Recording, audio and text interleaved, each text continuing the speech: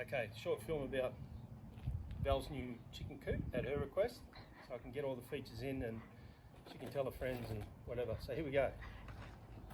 5 by 3 metres.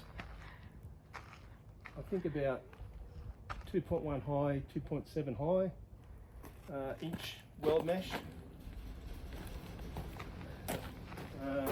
As we go around. So at the moment we've got double door, which allows you to feed out, chop up a cabbage, whatever, throw it in.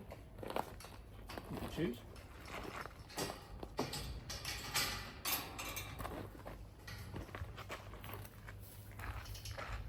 Okay.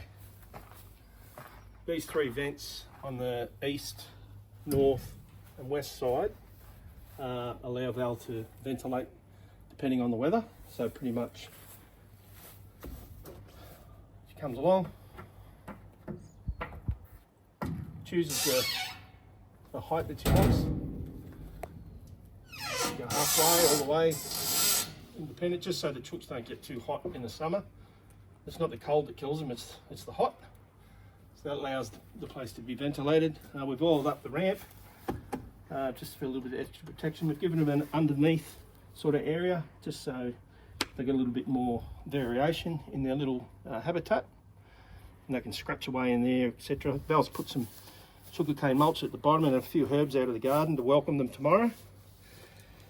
Over here we've got a feeder that was Val's Christmas present, the one before last, from my mum and dad. So the chicken comes along, steps on the feeder, opens it up, and that provides a mouse-proof way of feeding the chickens. And you just fill it from the top.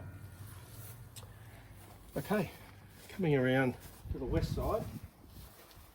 Again, westerly vent allows the prevailing wind to come through.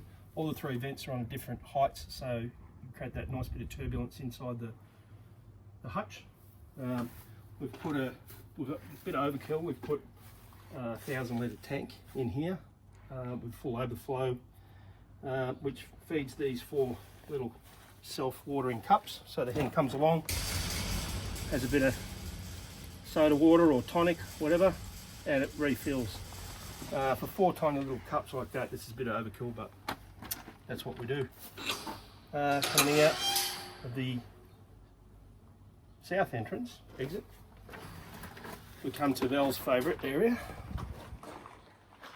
second favourite maybe, where we've got some storage underneath, dry storage. One of the things that we store in here is 2 pieces of perspex. Perspex, when you choose to,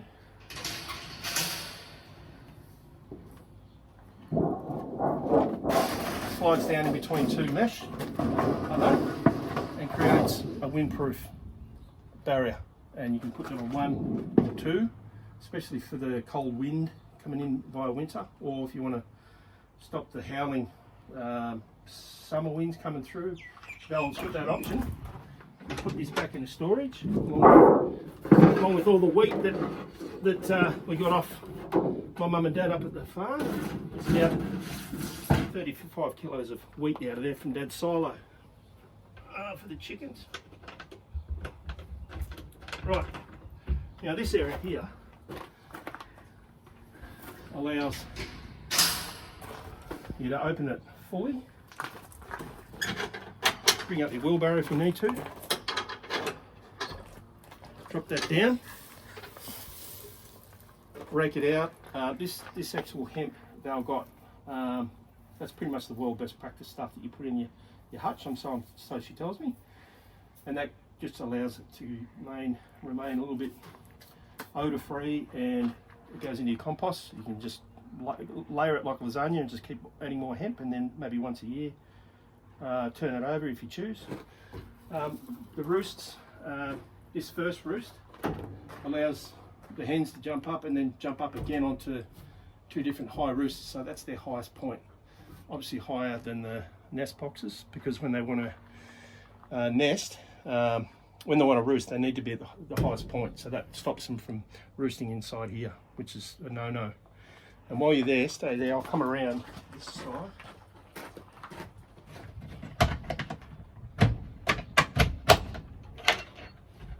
These 4 nest boxes, if you want to raise chicks and the hens want a little bit more area to work with, you can take these out. These are all removable, all 4 of them. We're just debating on whether we go higher or not, but at the moment I think that's ideal. We can go higher if we need to. And the whole thing comes out. So you can actually take this whole assembly out and clean it. These nesting pads, again, best practice. They provide a perfect nesting material for the hens. And Belle's put in some herbs, so they've got some nice chocolates on their arrival at the hotel tomorrow. Nesting box comes up, Belle come around, and they just walk away like that. And pretty much, that's Belle's Christmas present. Now for the hens. Thank you, Rary.